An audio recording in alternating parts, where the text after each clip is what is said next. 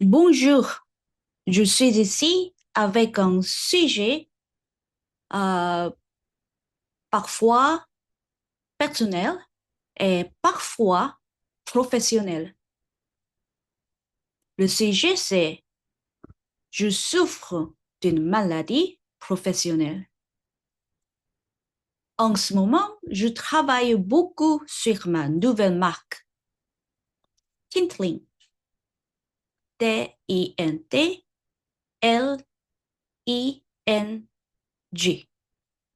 Tintling. Et j'ai découvert que la plus difficile, ce n'est pas de publier régulièrement. Ce n'est pas de trouver des sujets, ce n'est même pas le dessin. Non, le plus difficile, c'est de regarder Instagram sans corriger les autres. J'ai un problème. Je vois des erreurs partout.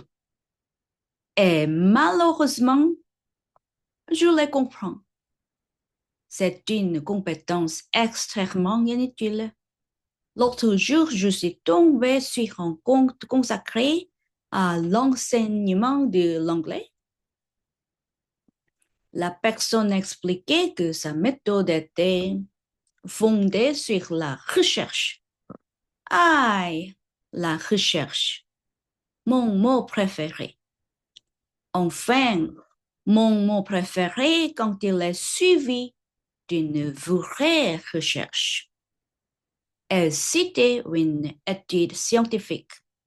Alors, évidemment, j'ai lu l'étude.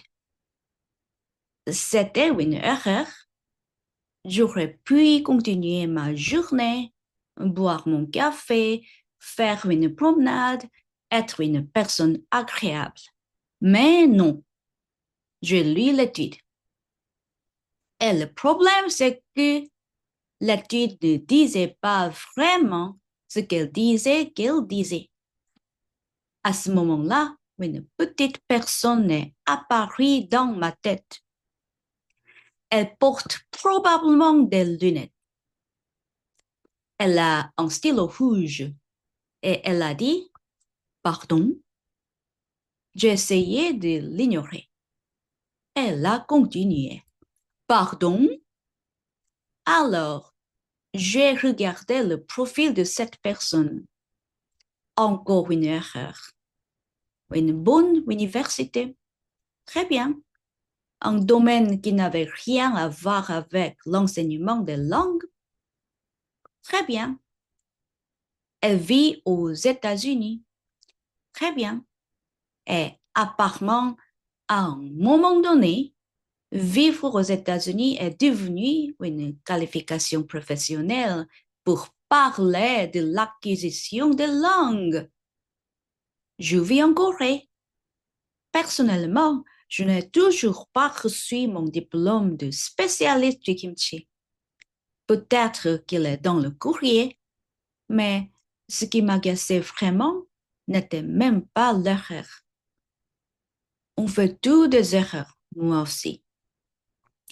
J'en ai probablement déjà fait 3, 4, 5 depuis le début de cet épisode.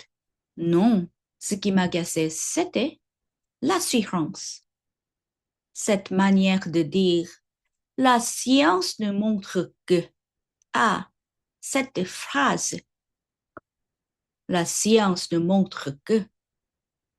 Chaque fois que quelqu'un dit ça, quelque part dans le monde, on cherche à ouvrir les yeux au milieu de la nuit. Parce que la science, en général, ne nous montre rien aussi poliment. Elle dit plutôt, dans certaines conditions, avec cet échantillon précis, nous avons observé un effet statistiquement significatif qui pourrait éventuellement suggérer que c'est beaucoup moins pratique sur Instagram. Essayez de mettre ça sur un reel. Personne ne clique. Alors, On écrit, la science a prouvé que beaucoup mieux. Et c'est là que j'ai eu une pensée désagréable. Pourquoi est-ce que ça m'énerve autant? Je pourrais simplement passer à la publication suivante. Il existe une fonction extraordinaire sur Instagram. Elle s'appelle le pouce. On glisse et la personne disparaît. Technologie remarquable. Mais moi, non. Je reste là. Je vérifie les références. Personne ne me l'a demandé. Je lis, j'analyse, je vérifie les références. Personne ne me l'a demandé. Personne ne me paie. Je suis bénévole dans une organisation qui n'existe pas. L'Association internationale de la correction des gens sur Internet. Je suis la présidente et probablement l'unique membre.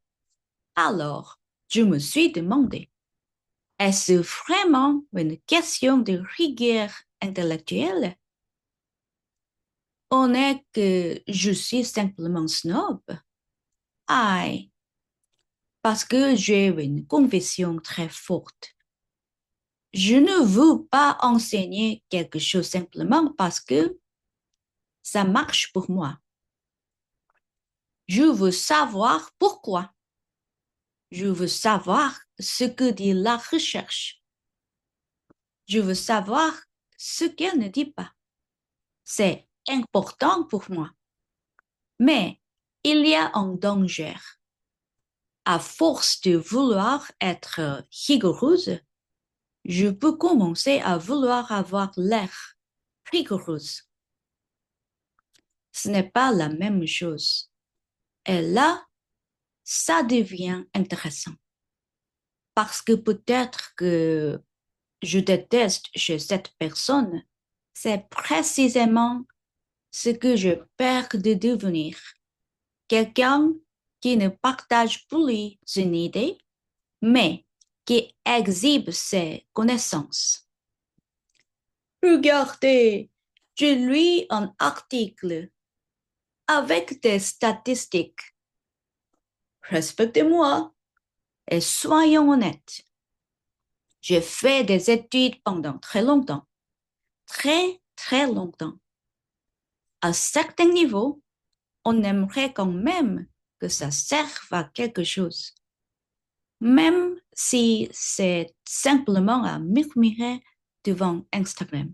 Ce n'est pas ce que dit l'article. Donc, maintenant, quand je prépare une publication, j'ai deux personnes dans ma tête. La première dit, il faut être précise. La deuxième dit, oui, mais il faut que tout le monde voit à quel point nous sommes précises. Et moi, au milieu, j'essaie de faire un reel de 30 secondes. C'est fatigant. Finalement, j'ai décidé que ma règle serait assez simple. Lire les études, vérifier les sources, dire ce qu'on sait. Dire aussi ce qu'on ne sait pas. Et surtout, ne pas transformer une bibliographie en bijou. Une référence scientifique n'est pas un collier. On ne la porte pas pour avoir l'air plus intelligente. Et quand je tombe sur une publication qui me donne très, très envie d'écrire, en fait, cette étude ne dit pas du tout ça. Je respire. Je regarde mon pouce. Et je me rappelle son extraordinaire fonction. Glisser. Parce que parfois, la rigueur intellectuelle consiste à vérifier les sources. Et parfois, elle consiste simplement à fermer Instagram. Et vous, comment faites-vous? Merci.